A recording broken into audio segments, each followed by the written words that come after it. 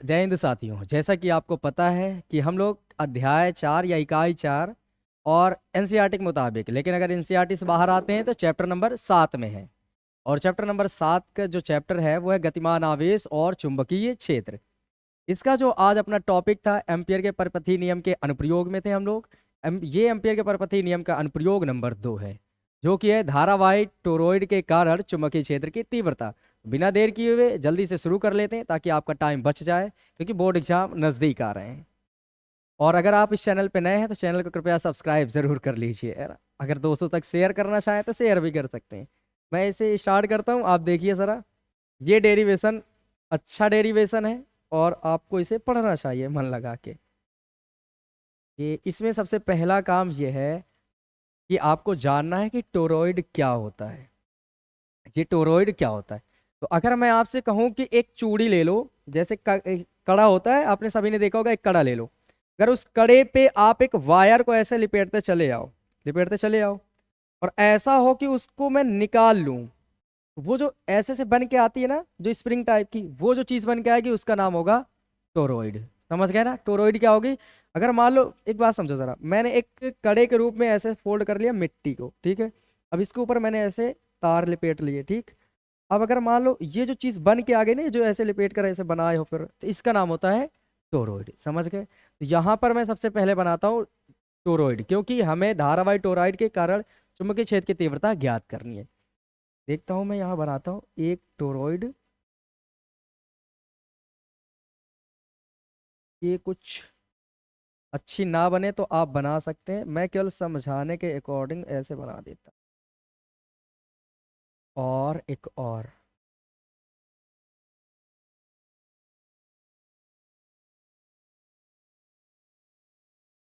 ये मैंने बना दिया। अब हमें इसमें क्या करना होगा? तार के फेरे लिपेटने होंगे।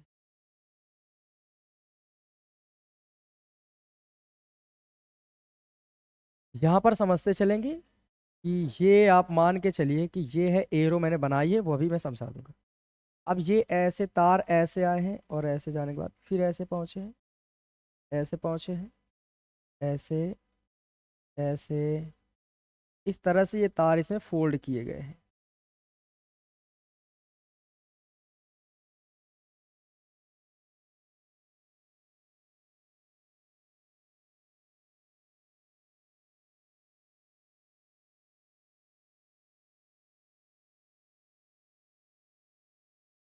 ये चित्र बनाने आपको बहुत ज़रूरी है, क्योंकि अगर चित्र आप नहीं बना पाते हैं तो फिर तो ये आपके लिए थोड़ी सी दिक्कत की बात है। फिर चित्र आपको बनाना आना चाहिए।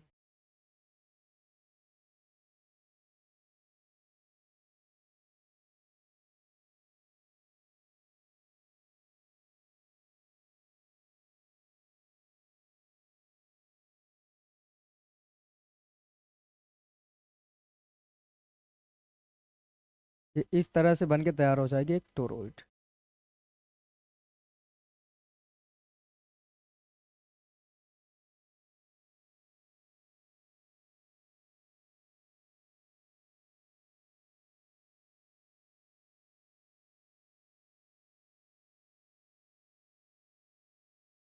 ये बन के तैयार हो गई टोरॉइड। अगर मैं आपसे पूछूं इसमें डायरेक्शन क्या है करंट की, तो आप बोलेंगे इसमें ऐसे जा रही है, ऐसे जाएगी, और ये इधर से बाहर की ओर ऐसे निकलेगी। समझ जाएंगे सब लोग? ये है डायरेक्शन। अब हमें क्या करना है, इसके तीन जगह पर हमें निकालनी होती है चुंबकीय क्षेत्र की तीव्रता। पहला पॉइंट कहाँ हो सकता है, देखते जाइए। एक पॉइंट आपका इस जगह पर हो सकता है, फिर एक पॉइंट अंदर हो सकता है, एक पॉइंट बाहर हो सकता है। अगर मैं आपसे पूछूं कि ये जो पॉइंट है कहाँ पर है, तो बताना ये टोरॉइड के अक्ष पर ही है, पर ये टोरॉइड पर ही है। कहाँ पर है बताएं?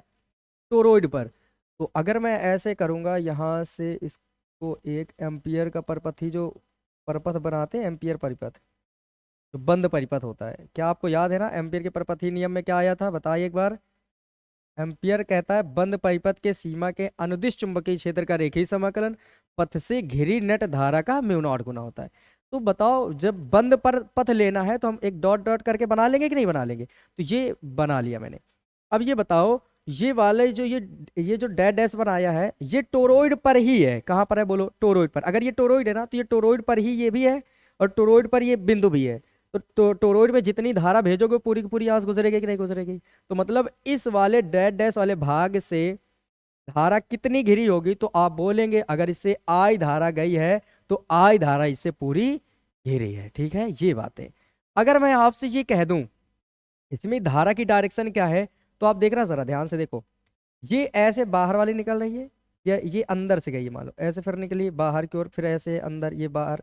तो देखो जरा ये तार कैसे लिपटा हुआ है, देखो ये अंदर से गया है, फिर ये बाहर की ओर आया है। ऐसे लग रहा है ना, ऐसे ऐसे लिपेटा गया है ना? तो ये आप डायरेक्शन बता सकते हैं। तो यहाँ पर अगर इस पॉइंट पर हम बात करते हैं, इस पॉइंट पर अगर यहाँ एक स्पर्श रेखा खींचो, स्पर्श रेखा क्या होती है समझ जाइए, इधर थोड़ी देर के लिए समझिए जरा।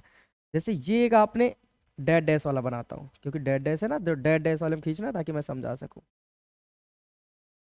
ऐसे। तो अगर आप इस पॉइंट पर स्पर्श रेखा ऐसे खींचेंगे तो ये जहां पर कटेगी, यहाँ पर ये छोटा सा भाग मान लो इसका, ये जो इतना छोटा सा भाग है ना, इस भाग का नाम डीएल नाम दे सकते हैं? बताइए जरा, क्या नाम दे सकते हैं? डीएल है ना। ये परिधि है पूरी, परिधि का ये छोटा सा भाग है, तो इसका नाम क्या दे सकते हैं? बोलिए, डीएल, छोटा सा भाग। अब हम क्या करेंगे, यहाँ पर ये मान के चलना, जब मैं एक लाइन खींचूंगा तो समझ जाना उस लाइन में ही क्या छिपा है, डीएल। तो अगर मैं एरो यहां से बना दूं, अगर मैं इधर से एक एरो बना दूं, किधर की ओर? इधर की ओर। आप समझ जाइए डीएल वेक्टर की डायरेक्शन भी इधर की ओर है। डीएल वेक्टर की डायरेक्शन किधर की ओर है बताओ? इधर की ओर। और मैं कहूं इस जगह पर चुंबकीय क्षेत्र की डायरेक्शन क्या होगी, तो वो भी बोलेंगे डीएल वेक्टर के अनुदिश ही होगी। तो यही डीएल वेक्टर की डायरेक्शन है, और यही बी वेक्टर की डायरेक्शन, बी वेक्टर की। ये बात है। अब सुनो जरा, मतलब इस हालात में इस पॉइंट पर जो डीएल वेक्टर होगा और बी वेक्टर होगा वो दोनों सेम जगह पर होंगे। इसका सेंटर इधर कहीं माने, और इसकी रेडियस भी कुछ मानेंगे हम लोग। पहले ऐसे मिलाते हैं। इसकी मेन रेडियस कितनी मान लेते हैं? आर, कैपिटल लेटर में। अब जो चीजें हैं वो शुरुआत कर रहे हैं हम लोग। हम लिखते हैं कि एम्पियर के परपथीय नियम से, एम्पियर के परपथीय नियम से। अच्छा, ये लिख सकते हैं क्या आप? माना लिख दूं मैं, माना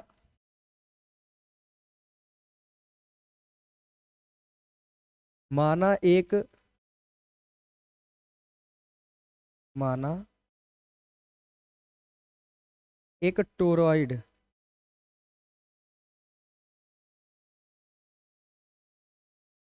टोरॉइड है जिसका केंद्र, केंद्र नाम दे दे ओ, केंद्र ओ, तथा त्रिज्या, बोलो त्रिज्या कितनी होगी? कैपिटल लेटर में आर है। इसमें आई धारा प्रवाहित हो रही, इसमें आई धारा प्रवाहित हो रही है। और वो किस तरह हो रही है? वो चित्र अनुसार हो रही है। ठीक है, इन सब बातों को आप समझते रहिएगा। और एक मैं नाम देना चाहता हूँ, इस पॉइंट का कुछ नाम दे दे। इस पॉइंट का नाम मैं पी दे रहा हूँ। ये जो पॉइंट है, इस पॉइंट का नाम क्या मैंने दिया? पी। समझ गए? ये पॉइंट पी। अब आगे बढ़ते हैं जरा। प्रवाहित हो रही है तब, बस इतना लिखने के बाद, और एक और चीज, तथा इसमें पैरों की संख्या, संख्या कैपिटल एन। ठीक है, ये लिख सकते हो। और अगर तुम्हें और लिखना है, जबकि, जबकि एकांक लंबाई में, एकांक लंबाई में, एकांक लंबाई में पैरों की संख्या, पैरों की संख्या। अच्छा बताओ, एकांक लंबाई वाले को क्या लिखते हो? स्मॉल लेटर में एन है। आ गई बात समझ में? अब जरा देखो, यहां से इतना लिखने के बाद हम लोग स्टार्ट करेंगे एम्पियर के परिपथीय नियम से, एम्पियर के परिपथीय नियम से, एम्पियर के परिपथीय नियम से। बताइए मुझे एम्पियर का परिपथीय नियम क्या कहता है। आप बोलेंगे चुंबकीय क्षेत्र का जो रेखीय समाकलन होगा। बताओ बताओ एक बार, चुंबकीय क्षेत्र का जो रेखीय समाकलन होगा वो पथ से घिरी नेट धारा आई का कितना गुना होगा, जल्दी से बता दीजिए। म्यू नॉट है ना, म्यू नॉट गुना, तो आई का म्यू नॉट गुना बना दिया। अब यहां से आपको हल करते चलना है और डेरिवेशन तो आपके पास आ ही जाएगा। हम यहां से क्या लिखेंगे बताओ, इसको अगर तोड़ेंगे तो ये क्या बन के तैयार होगा, B D L cos theta, यही टूटेगा। अब इधर से आ जाए म्यू नॉट आई। अगर मैं पूछूं DL vector B vector same direction में, तो बोलेंगे हाँ है सेम डायरेक्शन में। तो बताओ जब सेम डायरेक्शन में होंगे तो थीटा की वैल्यू कितनी ली जाएगी, जल्दी से बताएं। 0 डिग्री यहाँ पर रख लो, P D L cos 0 degree, और इधर कितना आ जाएगा mu naught I. Cos zero अंश का मान कितना होता है, P D L cos zero का मान 1, इधर कितना आ जाएगा म्यू नॉट आई। अगर मैं आपसे कहूँ बी बाहर आ जाएगा तो बोलेंगे हाँ बाहर आ जाएगा, अंदर क्या रहेगा डी एल, उधर कितना रहेगा बोलते रहे म्यू नॉट आई। अब ये बताओ ये डीएल क्या है, ये संपूर्ण समाकलन का चिन्ह है कि नहीं। तो डीएल का मतलब ये हुआ संपूर्ण समाकलन का चिन्ह, इसका मतलब डीएल जो छोटी छोटी लंबाई ले रहे हो ना, इसकी पूरी लंबाई ले लो, इसकी पूरी लंबाई ले लो। तो ये डॉट डॉट जो बना इसी की पूरी लंबाई लेना है। और अगर इसकी पूरी लंबाई लेना चाहते हो तो क्या ये पूरा सर्कल नहीं बन रहा है, बताएं। सर्कल बन रहा है, और सर्कल की पूरी जो ऊपर की जो लंबाई होती है वो किसके बराबर होती है, बोलो उसकी परिधि के बराबर। और परिधि का फॉर्मूला क्या होता है बोलो, 2 पाई आर, सबको पता है ना। तो क्या मैं यहां से लिख दूं कि जो टी एल की वैल्यू है वो 2 पाई आर के बराबर आएगी, किसके बराबर आएगी बोलो।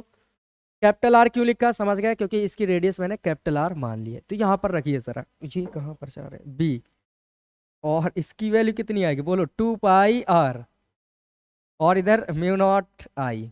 अगर यहां से बी ये गुणे में इधर आएगा तो पट्टे में, तो यहां से बताएं बी बराबर mu naught I upon 2 pi R, ये बन के तैयार।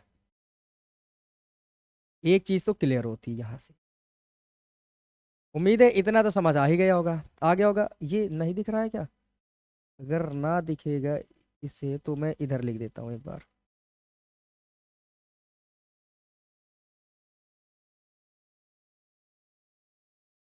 समझिए जरा, इसके बाद मैं यहाँ लिखता हूँ ये बी, ये दो 2 पाई आर गुणे में इधर आ गया तो बटे में, तो बी बराबर बन जाएगा mu naught I upon 2 pi R. इस तरह से ये हल हो जाएगा। लेकिन यहाँ पर कैपिटल आर कर लेते हैं, जो आर माना गया है वो कैपिटल आर है। अब एक बात समझा जरा, आपने तो यहाँ लिखा है फेरों की संख्या एन है ना। तो अगर मैं आपसे कहूँ कि चूंकि फेरों की संख्या एन है, फेरों की संख्या एन है, इसलिए अब बताओ अगर मैं लिखना चाहूँ बी बराबर, तो क्या आ जाएगा एन से गुणा हो जाएगा इसमें है ना, तो एन से गुणा हो जाएगा mu naught I upon 2 pi R. ये फेरों के लिए हो गया, किसके लिए हो गया बोलते रहे, फेरों के लिए। लेकिन अगर मैं एकांक लंबाई वाली की बात कर दूं, एकांक लंबाई से बनाना चाहूं, तो मैं क्या लिख सकता हूं, लिखता हूं चूंकि एकांक लंबाई में, एकांक लंबाई में, लंबाई में फेरों की संख्या, फेरों की संख्या स्मॉल एन है, अतः बोलिए जरा स्मॉल एन की वैल्यू कैसे निकालेंगे। स्मॉल एन बराबर आपने क्या बोला एकांक लंबाई, तो किसकी एकांक लंबाई, ये टोरोइड की एकांक लंबाई है ना। अब ये बता टोरोइड की लंबाई को क्या उसकी परिधि नहीं बोलोगे आप, बोलेंगे ना, क्योंकि जो जो लंबाई होती है वृत्ताकार मार्ग की वो उसकी परिधि के बराबर होती है। तो यहाँ पर हम लिखेंगे एकांक लंबाई का मतलब उसकी परिधि, ठीक है। और उसमें फेरों की संख्या, तो बताओ परिधि में टोटल फेरों की संख्या कितनी थी, कैपिटल एन, ये बन गया। तो जहां कैपिटल एन है वहां की जगह में ध्यान से समझना जरा, अगर ये बटे में है तो इधर आएगा तो गुणे में। तो या तो आप समझो जरा, मैं यहीं से कह देता हूँ ये एन अपॉन 2 पाई आर लिखा है, ये क्या लिखा है बोलो, एन अपॉन 2 पाई आर नहीं लिखा, क्या लिखा है कि नहीं लिखा है। तो इसकी जगह में, इतने की जगह में आप कितना लिख सकते हो, स्मॉल लेटर में एन लिख सकते हो कि नहीं लिख सकते। तो हम लिखेंगे, अतः लिखेंगे, अब बोलो जरा अपने आप से बताएं बी बराबर क्या बनेगा। इसकी जगह में, इतने की जगह मैं थोड़ा सा मार्क करूं अलग कलर से, और देखना कहाँ से कर रहे हैं, इतने की जगह पे आपको देखना है। देखो ये n बटे में 2 पाई r लिखा है कि नहीं, तो n बटे 2 पाई r की जगह में कितना लिखेंगे बोलो, स्मॉल लेटर में n, तो यहाँ ऊपर चला जाएगा स्मॉल लेटर का n। अब देखो जरा, आगे जो चीज थी म्यू नॉट आई वो लिखा रहने देंगे, ये बन के तैयार हो जाएगा फॉर्मूला। अगर एकांक लंबाई की बात आ जाए, एकांक लंबाई में फेरों की संख्या, तो ये फॉर्मूला। अगर कुल फेरों की संख्या आ जाए तो ये फॉर्मूला। अगर फेरे ही नहीं है तो फिर ये फॉर्मूला। समझ आ गई बातें? तो ये तो बिल्कुल एक कोई तार था, देखो याद करो पीछे एम्पियर के परपथ नियम में, तो अनंत लंबाई के धारावाही चालक तार के निकट चुंबकीय क्षेत्र की तीव्रता यही तो निकाला गया था, है ना, ऐसे बन गया था। तो ये ऐसे कर लीजिए, अगर वृत्ताकार है तो फिर या अगर फेरे हैं तो ये वाला बना लीजिए, एकांक लंबाई फेरे हैं तो ये वाला बना लीजिए। ठीक, उम्मीद करते हैं ये समझ आ गया होगा आपको। ठीक है, देख लीजिए, स्क्रीनशॉट ले लीजिए आप भी, फिर मैं आगे बढ़ जाऊं। हो गया होगा, चलो ठीक, अगले पेज पे चलते हैं, देखते हैं अब क्या मिलेगा। अब हम लोग पढ़ेंगे लॉरेंज बल।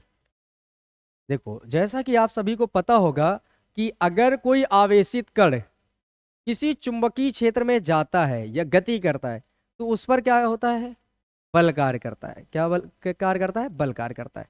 तो उस जो बल कार्य करता है उसी बल का नाम होता है लॉरेंज बल। क्या नाम होता है, लॉरेंज बल। याद रखना, अगर कोई आवेशित कण किसी चुंबकीय क्षेत्र में गति करे, किसी भी कोण से वो गति कर रहा हो, अगर वो गति कर रहा है तो 100% है कि उस पर कोई ना कोई बल तो कार्य कर रहा होगा, और उसी बल का जो नाम होता है, क्या नाम देते हैं हम लोग, लॉरेंज बल। तो मैं लिख दूं इसकी डेफिनेशन,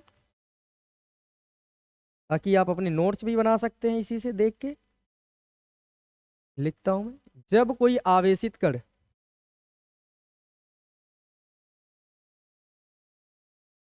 जब कोई आवेशित कण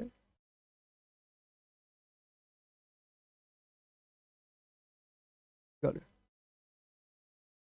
किसी चुंबकीय क्षेत्र में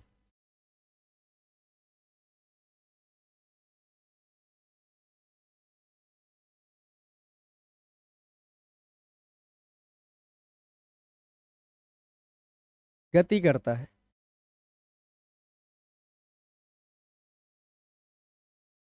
गति करता है, तो उस पर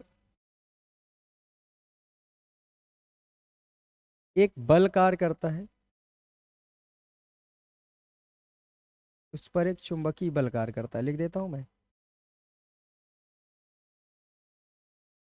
बल कार्य करता है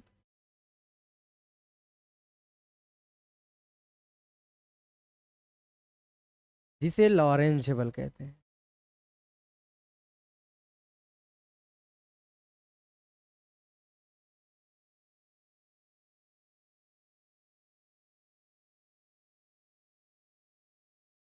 अब ये किन बातों पर निर्भर करता है, कितनी बातों पर निर्भर करता है, वो मैं समझाता हूँ चित्र के हिसाब से।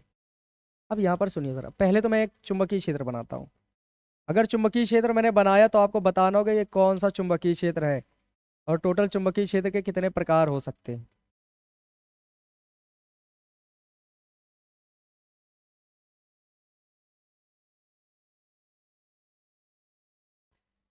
ये चुंबकीय क्षेत्र का सिंबल है या नहीं, पहले तो ये बता दें। है।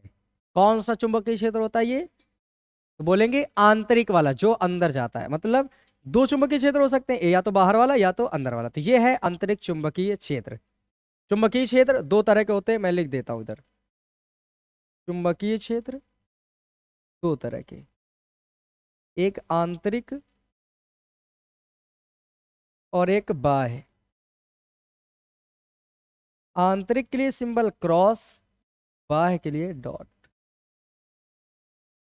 दो सिंबल होते हैं। जब आंतरिक चुंबकीय क्षेत्र होगी वो क्रॉस से डिनोट किया जाएगा, बाह्य वाले को डॉट से। अब अगर मान लो कि यहाँ पर कोई एक आवेशित कण है, मैं समझता हूँ कि ये इसकी ये अक्ष है, ये मान लो कोई ये एक्स अक्ष है, ऐसे ऐसे कुछ भी। अब मान लो कि एक कोई आवेशित कण है जो ऐसे गति कर रहा है, कुछ एंगल बनाते हुए, मान लो कि वो कुछ ऐसे है, ये मेन डायरेक्शन हो गई, ये ऐसे वो आ रहा है, ठीक है।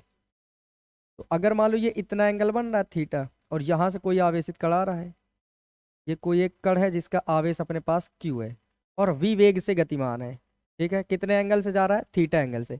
अब जब इसमें प्रवेश करता है तो जो इस पर लगने वाला बल है उसका नाम क्या होता है, लॉरेंज बल। और वो किन किन बातों पर निर्भर करता है, तो आप समझिए, जो लॉरेंज बल F होगा वो सबसे पहले तो इसके आवेश पर निर्भर करेगा। किस पर निर्भर करेगा बताओ, आवेश पर। जितना आवेश ज्यादा होगा उतना चुंबकीय बल का मान ज्यादा होगा। अगर मैं बात करता हूँ दूसरी बात, तो इसके वेलोसिटी पर निर्भर करेगा, वेग पर, कितना वेग है इसका उस पर। ठीक है, फिर अगर मैं बात करता हूँ और किस पर निर्भर करेगा, तो इस चुंबकीय क्षेत्र पर, चुंबकीय क्षेत्र कितना है वहां पर। ठीक है, फिर एक और चीज, ये जो एंगल से आ रहा है ना, जिस एंगल से, तो इसकी ज्या के अनुक्रमानुपाती होता है साइन थीटा। ये इतनी बातें हैं। अब अगर इन सबको मिला दो तो क्या बनेगा, Q V B sine theta. तो यहां से जो एफ की वैल्यू बताते हैं हम लोग, वो एफ बराबर होता है Q V B sine theta.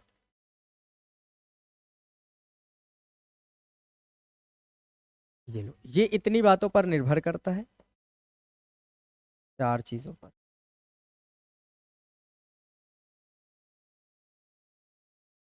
ये लो, इस तरह से लॉरेंस बल समझ आ गया होगा। लॉरेंस बल क्या होता है, हम क्या बताएंगे, जब कोई आवेशित कण किसी चुंबकीय क्षेत्र में गति करता है तो उस पर एक बल कार्य करता है, उस बल का ही नाम होता है लॉरेंज बल। उम्मीद है समझ आ गया होगा, स्क्रीनशॉट ले सकते हैं आप।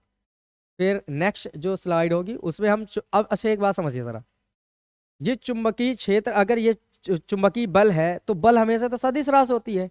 तो अगर इसका सदिश रूप लिखना चाहें आप, सदिश रूप, तो सदिश रूप आप लिख सकते हैं, जो एफ वेक्टर आएगा वो क्यू हटाओ और V vector cross B vector के बराबर होता है। ये लो, इस तरह से आप ये भी समझ जाएंगे कि इसका सदिश रूप क्या होता है।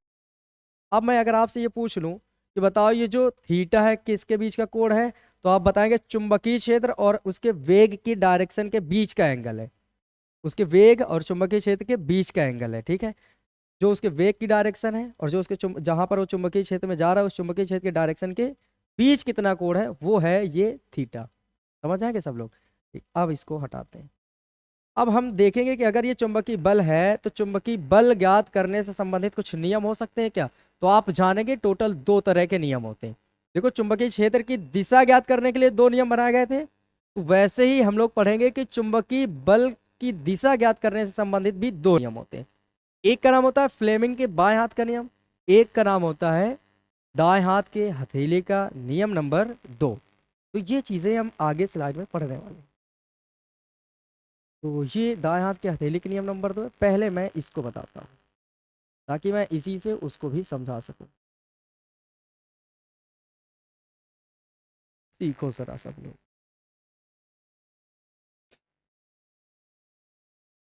हाँ, पहले तो सुनिए जरा, ये है फ्लेमिंग के बाएं हाथ का नियम। ये ऊपर लिखा है ना, आवेशित कण पर कार्य करने वाले चुंबकीय बल की दिशा से संबंधित नियम। तो कैसे आप दिशा ज्ञात करेंगे, उनके कुछ नियम है। उनमें से जो पहला नियम है वो फ्लेमिंग के बाएं हाथ का नियम है। फ्लेमिंग एक वैज्ञानिक है, ये भौतिक विज्ञ है। इन्होंने ये कहा था कि अगर आप अपने बाएं हाथ को देखें, उसमें से अंगूठे और उसके पास वाली दोनों उंगलियों को कुछ इस प्रकार फैलाएं, जैसे मैंने फैला रखी है, ताकि ये एक दूसरे के, ये तीनों ही परस्पर आपस में क्या हो जाएं, लंबवत हो जाएं। परस्पर क्या हो जाएं, बोलिए, लंबवत हो जाए। अच्छा, इसके बीच कितने डिग्री कोण दिख रहा है बताओ, 90। ऐसे देखो, है ना, इनके इनके बीच कितने डिग्री कोण, 90। इसके इसके बीच कितने डिग्री कोण, 90। क्योंकि देखो ये इधर की ओर और ये ऊपर की ओर, तो कितने डिग्री का एंगल बनाएंगे, 90। तो ये तीनों परस्पर लंबवत है कि नहीं। ठीक, अब सुनो जरा, उन्होंने कहा अपने बाएं हाथ के अंगूठे और उसके पास वाली दोनों उंगलियों को कुछ इस प्रकार फैलाएं कि तीनों परस्पर लंबवत हो जाएं। अब यदि ये बीच वाली उंगली धारा की दिशा में हो जाए, किसकी दिशा में, और ये जो तर्जनी वाली उंगली है ये चुंबकीय क्षेत्र की दिशा में हो जाए, तो उस स्थान पर अंगूठा चुंबकीय बल की दिशा को दर्शाता है। याद हो गया सबको, एक बार फिर से सुनो। यदि हम अपने बाएं हाथ के अंगूठे और उसके पास वाली दोनों उंगलियों को कुछ इस प्रकार फैलाएं कि वो परस्पर एक दूसरे के क्या हो जाए, लंबवत हो जाए। अब यदि बीच वाली उंगली, इसको बीच वाली कहते हैं ना, अब यदि बीच वाली उंगली धारा की डायरेक्शन में हो और तर्जनी वाली उंगली चुंबकीय क्षेत्र बी की डायरेक्शन में होगी, तो उस स्थान पर अंगूठा चुंबकीय बल की दिशा को दर्शाएगा। क्या याद हो गया आप सबको? तो क्या मैं ये चीजें यहाँ लिख दूं ताकि नोट्स भी अपने बना सकते हैं? यहां पर मैं लिखता हूं इस नियम के अनुसार, और चित्र आप अपने आप से बना लीजिए क्योंकि मुझे मेहंदी बनानी नहीं आती। तो जो बच्चियां मेहंदी लगाती हैं वो अच्छे से बना सकती हैं। आप लड़के तो बेचारे इसमें तो किसी लायक नहीं है। अगर कोई है आर्टिस्ट तो बढ़िया है, नहीं तो फिर बाकी लड़कियां ही बना पाएंगी। इस नियम के अनुसार यदि हम अपने बाएं हाथ के अंगूठे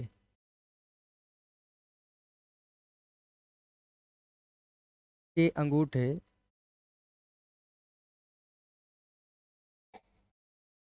और उसके पास वाली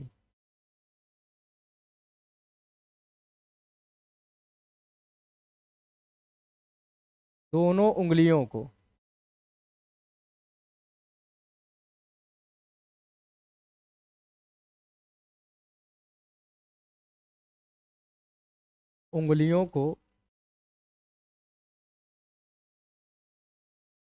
इस प्रकार फैलाएं कि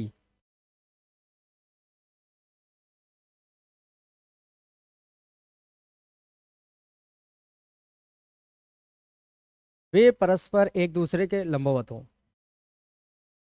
वे परस्पर एक दूसरे के लंबवत हो। एक दूसरे के लंबवत हों। अब यदि अब यदि बीच वाली उंगली बीच वाली उंगली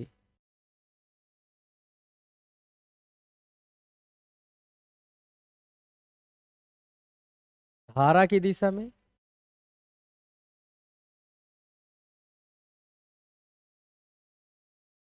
कॉमा तर्जनी, समझ जाएंगे तर्जनी का मतलब ये वाली उंगली होती है तर्जनी, अंगूठे के जस्ट बगल वाली तर्जनी चुंबकीय क्षेत्र की दिशा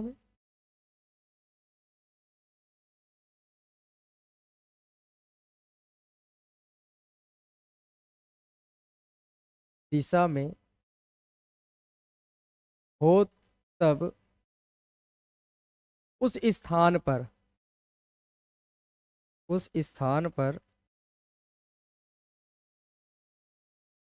अंगूठा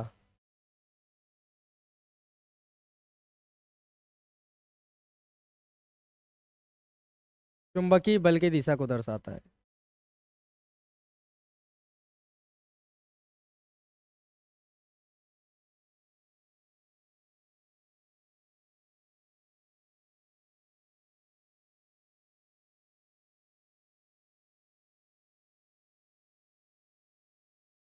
ये रहा नियम।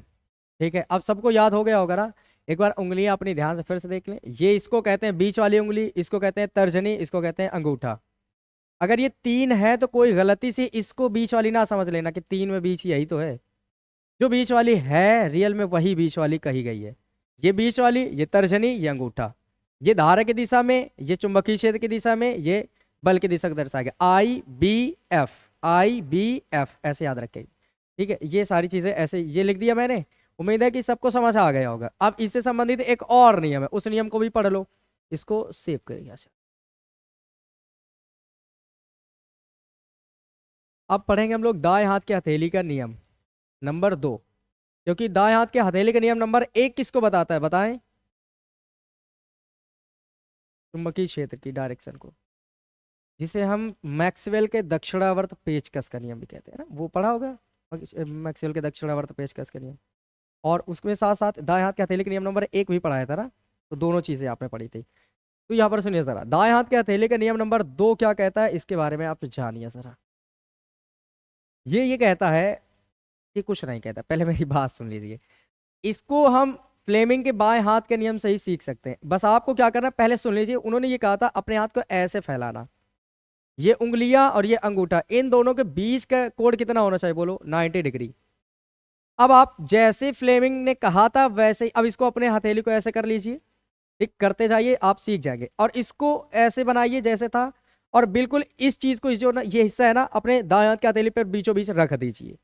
रख दिए ऐसे जैसे उंगली थी। अब सोच कर देखो बीच वाली उंगली किस डायरेक्शन में आ गई, अंगूठा की डायरेक्शन में आई।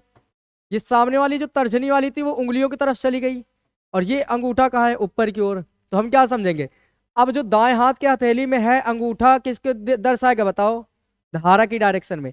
और जो उंगलियां हैं किस दिशा को दर्शाएंगे, चुंबकीय क्षेत्र। तो बताओ ये हथेली दिख रही ना, अब ऊपर कौन दिख रही, हथेली।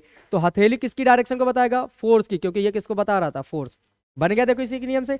इसको उठाओ ऐसे रखो, ये अंगूठा आई की डायरेक्शन में, उंगलियां ये तर्जनी वाली उंगली बी की डायरेक्शन में। तो ये फोर्स था, तो हथेली से धक्का देने की दिशा फोर्स की डायरेक्शन हो जाएगी। समझ गए सब लोग।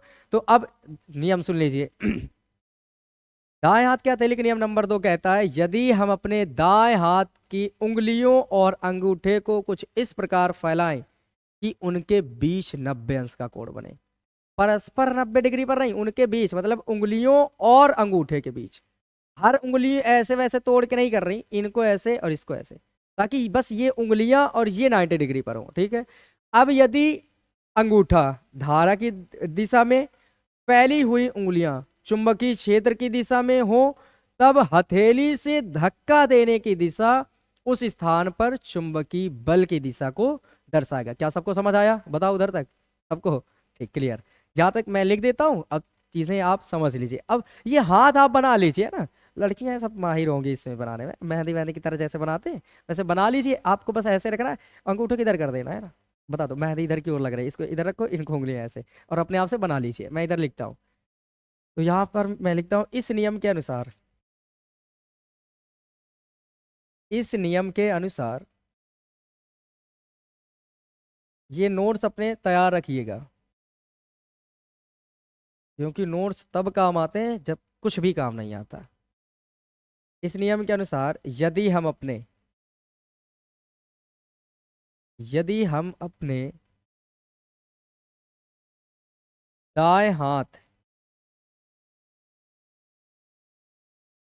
के अंगूठे और उंगलियों को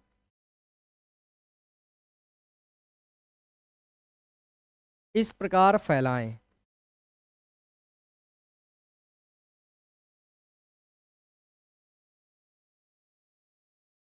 फैलाएं कि उनके बीच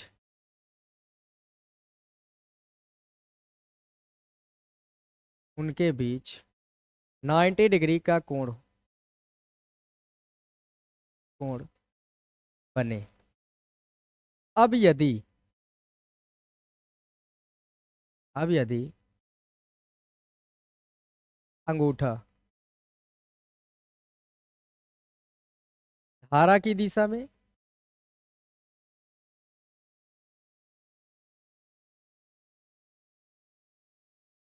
कॉमा, फैली हुई उंगलियां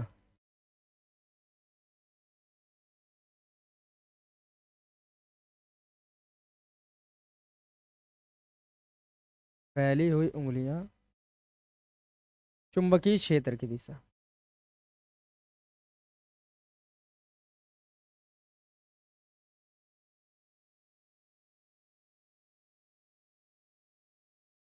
चुंबकीय क्षेत्र की दिशा में हो, तब उस स्थान पर हथेली से धक्का देने की दिशा, तब उस स्थान पर हथेली से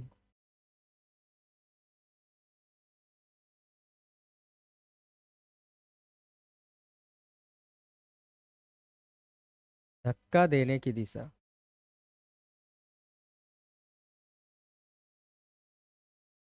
चुंबकीय बल की दिशा होती है।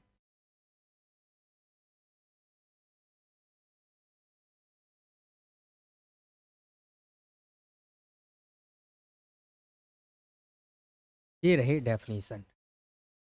अब बताएं किसी को कोई दिक्कत है, या सब कुछ तैयार हो गया। अगर तैयार हैं तो आप अच्छे बच्चों में आते हैं। ये उम्मीद है कि ये सबको समझ आया होगा। अब मैं एक बार लिख देता हूँ कि आज हम लोगों ने क्या क्या पढ़ लिया, ठीक है, और कितनी चीज़ें आपको याद रहीं, वो चीज़ें मैं आपसे पूछ लेता हूँ। ठीक, अब मुझे आप बताएं, सबसे पहले हम लोगों ने पढ़ा है धारावाही टोरॉइड। धारावाही टोरॉइड के कारण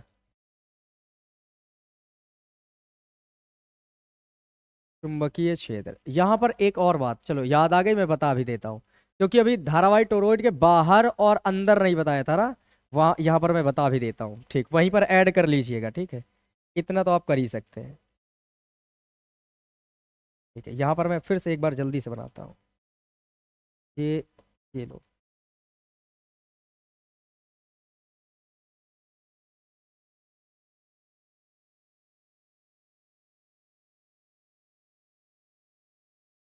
बस आपको केवल मैं समझाने के लिए बना दूंगा, बाकी कुछ ज़रूरत नहीं है खास इसकी।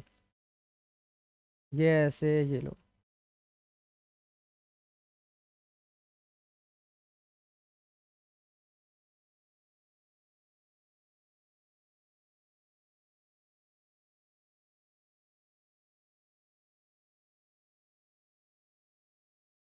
ये बन गए थे। अगर यहाँ पर पूछा गया था तो आपने बता दिया था ना कितना था, जल्दी से बताएं।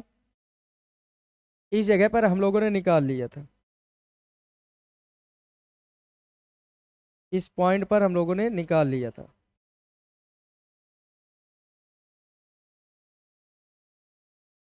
इस पॉइंट पर अगर मैं पॉइंट पी की बात करता हूं, तो जहां पर रेडियस आर थी, यहां पर आपने निकाल लिया था, बिंदु पी की बात करता हूं मैं। बिंदु पी लिख देता हूं, कहां पर था बिंदु पी। बिंदु पी पर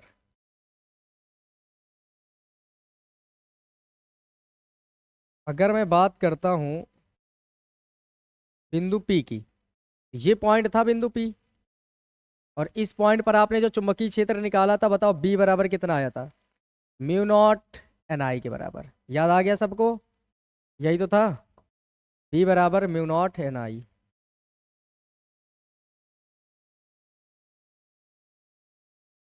ठीक है, जहां एन क्या था बोलो? एकांक लंबाई में फेरों की संख्या। लेकिन अगर मैं बात कर दूं, यहां पर एक पॉइंट ले लें रैंडम, ये पॉइंट, जिसकी इसकी डिस्टेंस मान लेते हैं स्मॉल लेटर में आर।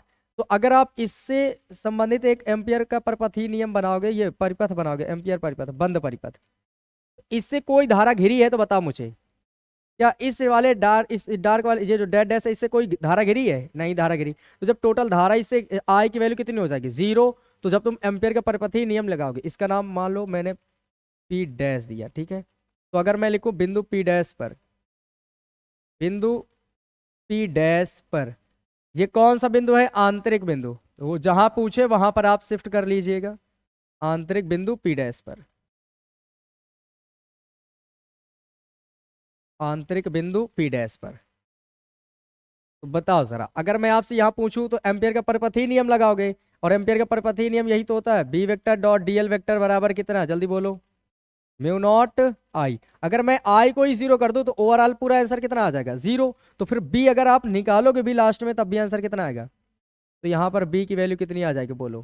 जीरो। या क्योंकि यहाँ पर कोई धारा नहीं है, जो टोटल नेट धारा है वो कितनी हो जाएगी? जीरो। इस वजह से यहाँ का आंसर कितना आ जाएगा? जीरो। अब एक और बात, अगर मैं कह दूं कोई एक बाहर पॉइंट है यहाँ कहीं, कहीं पर भी, यहाँ पास मान लो, इसका नाम पी डबल डैश है, इसकी डिस्टेंस स्मॉल लेटर में आर ही मानना है आपको, क्योंकि बस केवल मेन रेडियस कैपिटल आर, बाकी सब स्मॉल आर। अगर मैं लिख दूं बाह्य बिंदु, बाह्य बिंदु पी डबल डैश पर, तो बताओ यहां पर फिर से एक बंद परिपथ बनाना चाहोगे आप ऐसे? अगर आप इसको फिर से बंद परिपथ बनाओगे, तो क्या फिर से पूरी कहानी वैसे ही नहीं आएगी जैसे पी डैश के लिए आई है? मतलब धारा की वैल्यू कितनी? जीरो। और जब धारा की वैल्यू जीरो, तो फिर बी की वैल्यू कितनी आ जाएगी? जीरो, क्योंकि नेट धारा वहां पर कितनी है? जीरो। और जब नेट धारा जीरो, तो आंसर कितना आ जाएगा? जीरो। तो क्या आप ये बता पाओगे? यहां तक तो हल कर लिया था, जैसे हल करना था वैसे ही करना है। यहाँ पर आएंगे तो बी वैल्यू जीरो, क्योंकि वहां की नेट धारा जीरो, यहाँ की निर्धारा 0, तो ओवरऑल आंसर ये आपके पास सामने हो जाएगा।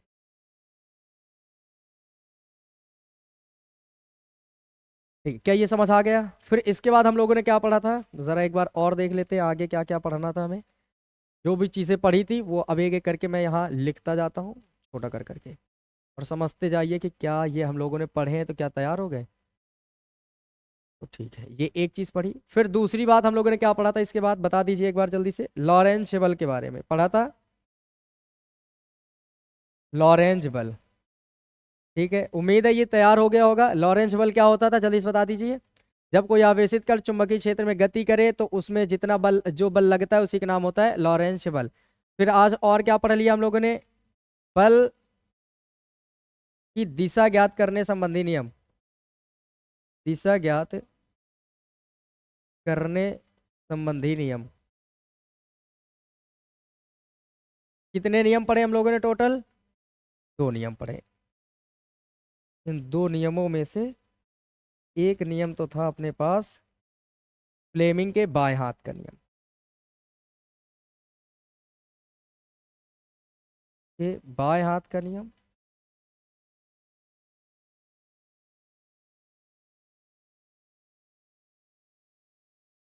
और दूसरा दाएं हाथ के हथेली के नियम नंबर 2,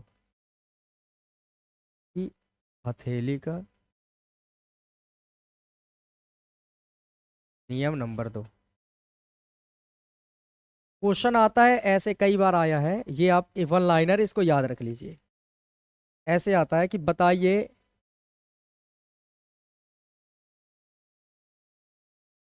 दाएं हाथ की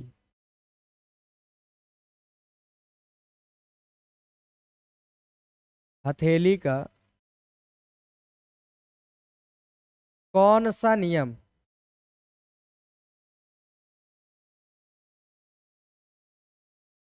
चुंबकीय क्षेत्र की दिशा को दर्शाता है।